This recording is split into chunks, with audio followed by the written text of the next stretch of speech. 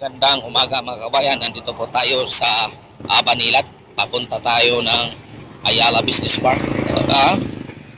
Napakaaga pa nga baga pero napakainit na ng panahon mga kababayan. So by the way naman mga kabayan, magbibigay tayo ng comment tungkol rito. Tungkol rito kan Jingo Estrada mga kababayan.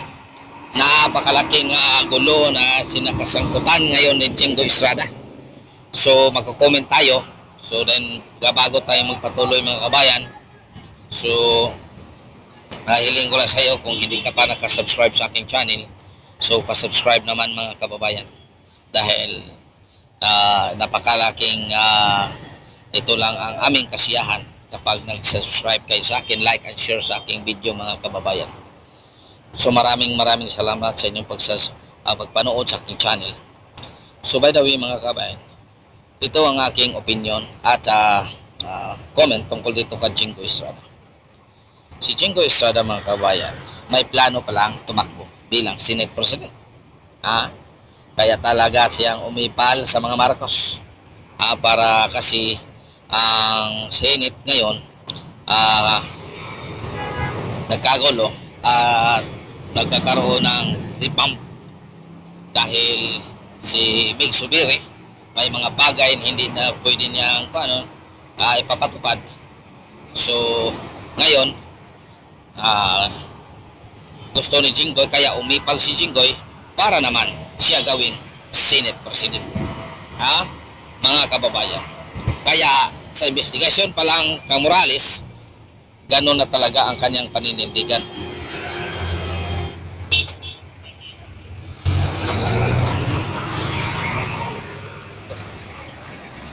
Yan yun na talaga ang kanyang panindigan mga kababayan. Kaya ganon. So by the way mga kababayan, patuloy tayo. Patuloy tayo mga kababayan. May napulot akong pukot mga kababayan. Tali. Pinupulot ko. Walang pira pambili. So ngayon mga kababayan, ito ang nangyari kay Jinggoy. Kaya ganyan siya, ganyan talaga. Ngayon, basang-basa si Jinggoy sa mga netizens. Puro. Parang ginagawa na si Jinggoy Estrada ng pulutan mga kabayan. Kahit saan ka manood sa social media. Ang babatikos, lahat ng batikos nasa kanya. Lahat ng batikos nasa kanya mga kaibigan. Kasi bias siyang nag-imbestiga. Sa tingnan mo ang investigation tungkol sa mga katanungan tungkol ni Jingo Estrada kang Mr. Morales, Agent Morales. Tama ba? Hindi mga kababayan. Dapat, ang itanong mo, i-prove mo kung ito ay totoo. Hindi yung sa hahanapan mo ng botas si Morales na ito ay walang credibility kasi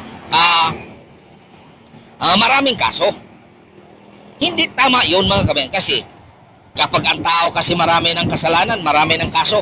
Yun pala, hindi na dapat natin paniwalaan kapag nagsabi siya ng totoo. Para sa inyo mga kababayan, tama ba yun? Hindi tama ang ginagawa niya.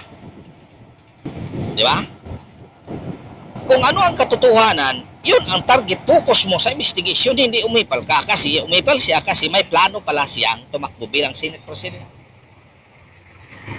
Mga kababayan, hindi ganyan klase ang ganyang klaseng tumakbo ka sa highest position sa Senate kung ganyang klase kakaipal. Paano papag-isahin ang ang Senate dahil bias ka? Kaya ito mga kababayan, si Jinggoy isa na ito sa lista namin na walisin sa Senado. Walisin na ito ngayong eleksyon. Hindi na to pwede. Lahat ng mga Estrada dyan, kailangan na natin mga kababayan walisin ang lahat ng mga Estrada sa Senado. Kasi tingnan mo, anong naitulong nila? Tingnan mo mga kababayan, pag-investigation, tanga. Pag-boss na Robin Padilla, may bumoto nga pero binawi. Anong meron mga kababayan? So dapat siguro mga kababayan, walisin na natin yan sila sa Senado. Maglagay kita ng tao na pwede natin ilagay na talagang loyal sa mga Duterte mga kababayan. Maglagay tayo ng tao tagang loyal sa mga Duterte. Ha? Kagaya ni Glenn Chong. Ha? Yung abogado ni Marcos. Harry Roque.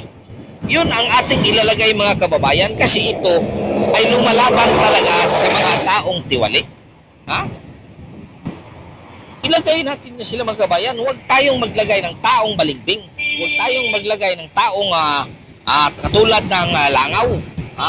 Katulad ng langaw kung saan na lang pumunta. Di ba? Huwag tayong maglagay. Magulo ang Senado kapag ganyang klaseng tao ang ating ilalagay. Ha? Magulo talaga mga kabayan. Paano natin ilalagay sila? Ha? Ha? Tingnan mo ang grupo nila. Kung saan, tingnan mo ngayon ha. Tingnan mo, maraming bumaback out sa PDP laban. Ha? Maraming bumaback out. Anong sabi ni Duterte? Okay lang yan, walang problema. Ha? Hindi sila nahiya. Ha? Sa tumakbo si Duterte pagkapangulo, walang PDP laban, iilan lang. Pag nanalo si Duterte, tingnan mo, ang PDP laban napakarami. Napakarami. Ngayon, napakaliit na naman, bumabakaw na. Akala siguro nila, kaming mga butante, tinitingnan namin mga kababayan kung sino talaga ang langaw, kung sino talaga ang balimbing dyan. Kaya sa sunod, wawalisin ka namin. Hindi ka na dapat manirahan dyan sa Senado. Wala naman kayong nagawa. Kapag mayroon na gusto ng Duterte administration na para sa ikaluunlad ng ating bansa, wala na kaming natulong. Sa noon, gusto baguhin ang konstitusyon, hindi kayo papayag. Anong sabi nyo? Hindi pa napapanahon. Hilaw pa. Ngayon, panahon na. Kasi meron kayong plano. Meron kayong public personal interest. Hindi yung public interest ang inuunan nyo. Personal interest na nagkapira kayo. Yun ang katotohanan mga kababayan. Yun ang katotohanan. Kaya huwag niyong sabihin na public interest ang ginagawa ninyo. Public interest ba? So mga kababayan, nandito na po na tayo. Maraming salamat mga kababayan. So maraming salamat sa inyong suporta. Hanggang dito na lang. Arman Gaga channel. Maraming salamat. God is good all the time. All the time God is good. Bitching your kaninyong